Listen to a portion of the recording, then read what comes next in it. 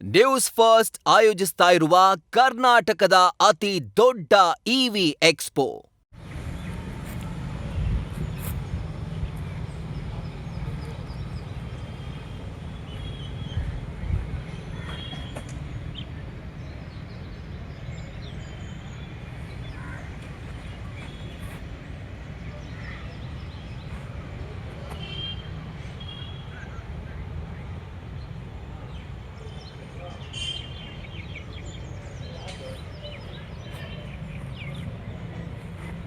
ಸಾಗರದ ಕ್ರಿಕೆಟ್ ಗ್ರೌಂಡ್ನಲ್ಲಿ ಎಲಿ ಟೂರಿಸಮ್ ಇವತ್ತೇನು ಆಯೋಜನೆ ಮಾಡಿ ಮುಕ್ತಾಯ ಆಗಿದೆ.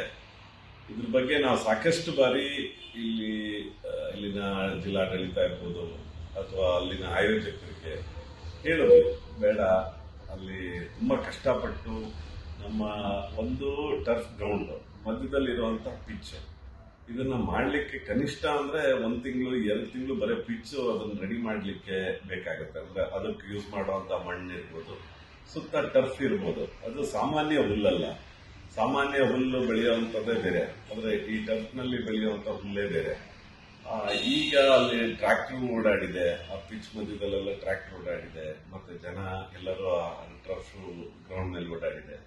ನಾನು ಸರ್ಕಾರಕ್ಕೆ ಕೇಳುವಂಥದ್ದು, ಇದು ಅಲ್ಲಿನ ನಗರಸಭೆ ಅದನ್ನ ಪೂರ್ತಿ ದುಡ್ಡನ್ನ ಖರ್ಚು ಮಾಡಬೇಕಾಗುತ್ತೆ. ಮತ್ತೆ ನಾವು ಅವಾಗಲೂ ಕೇಳಿದ್ವಿ, ಈ ಗ್ರೌಂಡ್ ಅನ್ನ ಉಪಯೋಗ ಬೇಡ, ಯಾಕಂದ್ರೆ ಬಹಳ ಕಷ್ಟಪಟ್ಟು ಗ್ರೌಂಡ್ ಅನ್ನ ನಿರ್ಮಾಣ ಆಗಿದೆ, ಟರ್ಫ್ ಗ್ರೌಂಡ್ ಆಗಿದೆ, ಒಳ್ಳೆ ಪಿಚ್ ಆಗಿದೆ, ನೂರಾರು ಜನ ಮಕ್ಕಳು ಅಲ್ಲಿ ದಿನ ಪ್ರಾಕ್ಟೀಸ್ ಮಾಡ್ತಾರೆ, ಒಳ್ಳೊಳ್ಳೆ ಮ್ಯಾಚ್ಗಳಾಗುತ್ತೆ.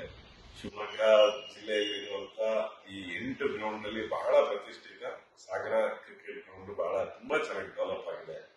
ಅದನ್ನಲ್ಲಿ ಅದರ ಬದಲು ಬೇರೆ ಒಂದು ಗ್ರೌಂಡ್ ಅಲ್ಲಿ ಎಲ್ಲಿ ಟೂರಿಸಂ ಮಾಡಿ ಅಂತ ಕೇಳಿದ್ವಿ, ಒಪ್ಪಿರಲಿಲ್ಲ. ಇವತ್ತಿನ ಸಮಸ್ಯೆ ಕಣ್ಮುಂದೆ ಕಾಣ್ತಾ ಇದೆ, ಗ್ರೌಂಡ್ ಯಾವ ರೀತಿ ಆಗಿದೆ ಅಂತ.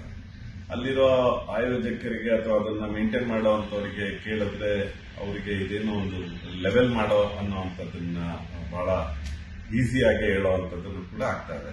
ದಯಮಾಡಿ ಇದನ್ನ ಗಮನಿಸಬೇಕು. ಬರುವಂತ ದಿನಗಳಲ್ಲಿ ಈ ರೀತಿ ತೊಂದರೆಗಳನ್ನಾಗಬಾರದು. ಮತ್ತೆ ಇದನ್ನ ನಗರಸಭೆಯಿಂದ ಇದನ್ನ ರೆಡಿ ಮಾಡಕ್ಕೆ ಲಕ್ಷಾಂತರ ರೂಪಾಯಿ ಖರ್ಚಾಗೋದು ಯಾರು ದುಡ್ಡು ಅಂದ್ರೆ ಮತ್ತೆ ಟ್ಯಾಕ್ಸ್ ಪೇಯರ್ಸ್ ಮನಿ. ಅದಕ್ಕೆ ಜನಸಾಮಾನ್ಯರಿಗೆ ಹೊರೆ ಆಗಬಾರ್ದು ಅನ್ನುವಂಥ ದೃಷ್ಟಿಕೋನದಲ್ಲಿ ಈ ಎಲ್ಲ ವ್ಯವಸ್ಥೆಯನ್ನ ಮಾಡಬೇಕಿತ್ತು. ತಪ್ಪಾಗಿದೆ. ಇನ್ನು ಮುಂದೆ ಅದನ್ನು ತಿದ್ಕೋಬೇಕಾಗಿ, ಮತ್ತೆ ನಮ್ದು ನಾಗರಿಕ ಶಿಷ್ಟಾಚಾರದ ವ್ಯವಸ್ಥೆಯಲ್ಲಿ ಇರುವಂತವ್ರು, ನಾವು ನಮ್ಮ ಸಂವಿಧಾನವನ್ನು ನಂಬಿರುವಂತವ್ರು. ನಾಗರಿಕ ಶಿಷ್ಟಾಚಾರದ ಅಡಿಯಲ್ಲಿ ಈ ರೀತಿಯ ತಪ್ಪುಗಳನ್ನ ನಾವು ಜನಪ್ರತಿನಿಧಿಗಳು ಮಾಡಬಾರ್ದು, ಅಧಿಕಾರಿಗಳು ಈ ರೀತಿಯ ತಪ್ಪುಗಳನ್ನು ಮಾಡಬಾರ್ದು ಅಂತ ತಮ್ಮ ಮೂಲಕ ಹೇಳಿಕೆ ಇಚ್ಛೆ.